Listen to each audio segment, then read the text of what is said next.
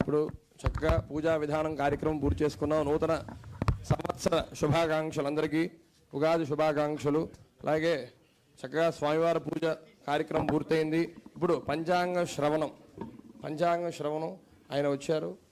భాస్కర సుబ్రహ్మణ్య సిద్ధాంతి గారు చక్కగా ఆయన పంచాంగ శ్రవణం చేస్తారు. అందరూ వినండి కామ్గా. కొంచెం గ్యాప్ కొంచెం ఇక్కడ చాలా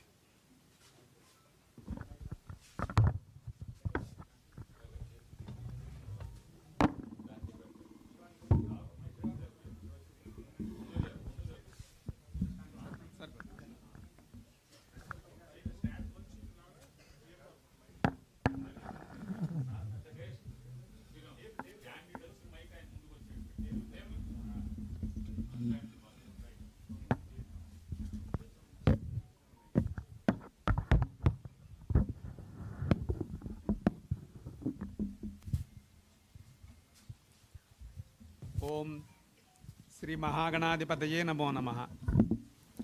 ఈ రోజున విశ్వావసనామ సంవత్సరాన్ని పూర్తి చేసుకుని పరాభవనామ సంవత్సరంలో అడుగు పెడుతున్నటువంటి శుభ సందర్భంలో జగన్ గారికి, భారతీదేవి గారికి, తర్వాత వైఎస్ఆర్ పార్టీ ప్రజాప్రతినిధులకు, వైఎస్ఆర్ పార్టీ అభిమానులకు అందరికీ నూతన సంవత్సర శుభాకాంక్షలు తెలియజేసుకుంటూ, ఈ సంవత్సరం వచ్చేటువంటి కృత సుకృతాలు అంటే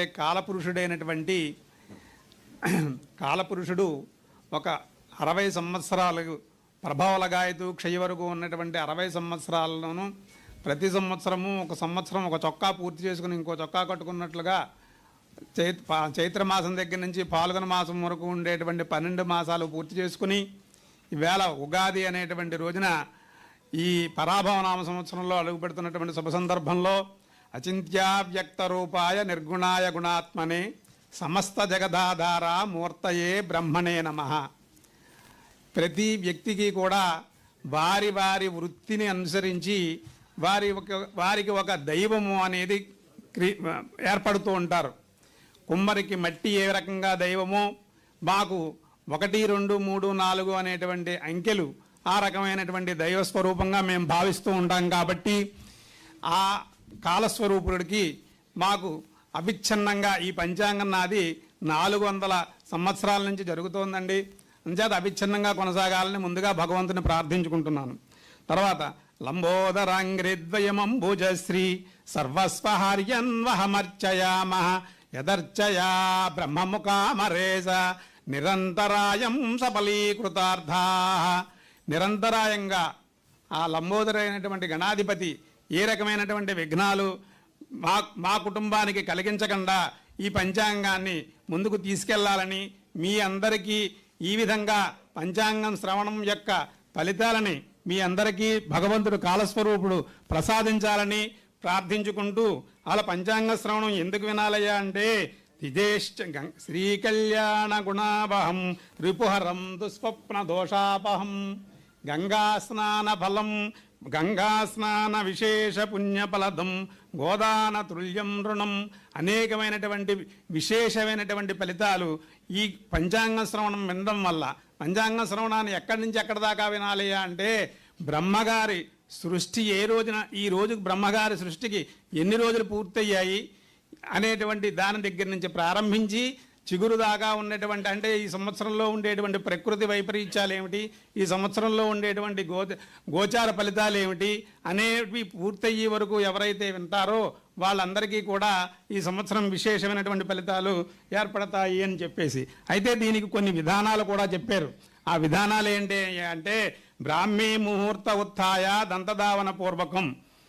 బ్రహ్మ ముహూర్తంలో విశేషంగా లేవాలని, అంటే 4:30-5 మధ్యలో లేచి వారి వారి వర్ణానుసారం వారు శుభ్రంగా తలంటు పోసుకుని వస్త్రైరాభరణైర్దేహం అలంకృత్య తతశుచి వారు శుభ్రమైనటువంటి వస్త్రాలను ధరించి సరస్వతీదేవిని భారతీదేవిని వినాయకుణ్ణి గురువుల్ని పూజించుకుని ఎవరైతే ఈ ప్రథమయామంలో ఉగాది పచ్చడిని భక్షించి అంటే సూర్యోదయం దగ్గర నుంచి 2:30 గంటల వరకు ఉన్నటువంటి సమయంలో ఎవరైతే ప్రథమయామంలో ఈ ఉగాది పచ్చడిని భక్షించి తర్వాత పంచాంగ శ్రవణం వింటారో వారందరికీ కూడా ఇహలోకంలో వారు గతంలో చేసినటువంటి పాపాలు పోవడమే కాకుండా వచ్చే జన్మలో వచ్చే సంవత్సరం అంతా కూడా చాలా మంచి ఫలితాలు ఏర్పరుస్తుంది అని శాస్త్రవచనాలు ఉన్నాయని. భక్షితం పూర్వయామేష్య తద్వర్షం సౌఖ్యదాయకం.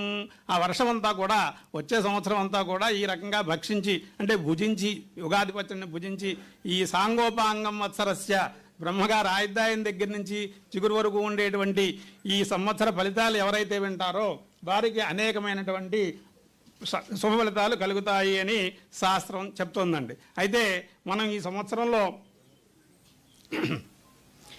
మన భారతదేశంలో ప్రధానంగా ఆంధ్రప్రదేశ్లో సౌరమానము చాంద్రమానము కలిపినటువంటి సౌర చాంద్ర సమ్మిళితమైనటువంటి చాంద్రమానాన్ని మన ఆంధ్రప్రదేశ్లో మనం ముఖ్యంగా గ్రహిస్తూ ఉంటాం. ఈ బ్రహ్మగారి యొక్క ఆయుర్దాయం చెప్పుకున్నప్పుడు అస్య బ్రహ్మణ సౌరమానేన సృష్ట్యాది గతాబ్దా 150,95,95,58,85,85,127 సంవత్సరాలు పూర్తయ్యి 127వ సంవత్సరంలో 128వ సంవత్సరంలో మనం అడుగు పెడుతున్నాం వేళ. అంతేకాకుండా వైవస్వతమనంతరంలో 27 మహాయుగాలు గతించి కలియుగంలో 51-27 పూర్తి చేసుకుని 51-28వ సంవత్సరంలో మనం అడుగు పెడుతున్నాం. అయితే ప్రభావలగాయతూ ఉన్నటువంటి సంవత్సరాలు 39 సంవత్సరాలు పూర్తయ్యేయండి. 40వ సంవత్సరంలో ఇవాళ అడుగు పెడుతున్నాం.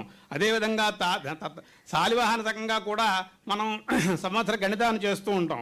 ఆ రకంగా చేసినప్పుడు 1948 సంవత్సరాలు పూర్తయ్యి 1949వ సంవత్సరంలో మనం అడుగు పెడుతున్నాం. ఇది సూక్ష్మంగా గడిచినటువంటి ఇప్పటి వరకు ఉన్నటువంటి బ్రహ్మగారి యొక్క వైవస్వత మనవంతరంలో జరుగుతున్నటువంటి రోజుల యొక్క వివరాలను మనం తెలియజేసుకున్నాం.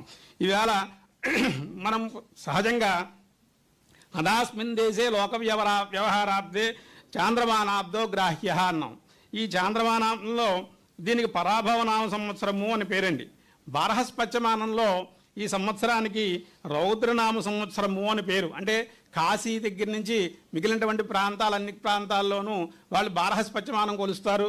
మనం చాంద్రమానాన్ని సౌర చాంద్ర సమ్మిళితమైనటువంటి చాంద్రమానాన్ని మనం గ్రహిస్తూ ఉంటాం.